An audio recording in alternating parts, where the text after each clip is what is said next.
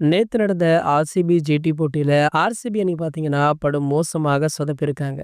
அவங்க தோத்ததுக்கு காரணம் யார் அப்படின்றத கேப்டன் ரஜத் பட்டிதார் அவர்கள் ஓப்பனாகவே பேசியிருக்காரு. அதாவது ரஜத் பட்டிதார் 12 ரன்கள்ல ஆட்டத்தை இழந்திருக்காரு. ஆனால் அவர் பவர் பிளேவுல முடிந்த 2வது பந்திலேயே பெவிலியன் திரும்பியிருக்காரு. இந்த சூழல்ல தான் மீது இருக்கும் தவற மறைத்துவிட்டு தனக்கு பதவி வழங்கிய விராட் கோலியையே விமர்சிக்கும் அளவிற்கு ரஜத் பட்டிதார் அவர்கள் பேசியிருப்பதுதான் தற்போது சர்ச்சையை ஏற்படுத்தியிருக்கு. இது குறித்து பேசிய அவர், இன்றைய ஆட்டத்துல நாங்கள் 200 ரன்களுக்கு மேல அடிக்க வேண்டும் அப்படின்னு குறிக்கோள் எல்லாம் வைத்துக் கொள்ளவில்லை. ஆனால் 190 ரன்களை தாண்ட வேண்டும் அப்படின்னு நினைத்தோம். இந்த போட்டியில நாங்கள் இழந்த ஒவ்வொரு விக்கெட்டுமே எங்களுக்கு பாதிப்பை ஏற்படுத்தியது. எங்கள் அணியில விக்கெட்டுகள் இழந்த பிறகு சில வீரர்கள் அதிரடி காட்டியது மிகவும் நல்ல விஷயம். ஆனா பவர் பிளேவ்ல நாங்கள் 3 விக்கெட்டுகளை இழந்தது மிகப்பெரிய வித்தியாசத்தை ஏற்படுத்தியிருக்கு. குஜராத் அணி பேட்டிங் செய்யும் பொழுது ஆடுகளம் கொஞ்சம் பேட்டிங்கிற்கு சாதகமாக மாறியது. எனினும் அந்த கட்டத்திலுமே எங்களுடைய பவுலர்கள் சிறப்பாக செயல்பட்டாங்க. எங்களுடைய பவுலர்கள் கடும் உழைப்பு வெளிப்படுத்தினாங்க. அது சுலபமான காரியம் கிடையாது. இது போன்ற ஆடுகளத்துல நாங்கள் நிர்ணயித்த இலக்கு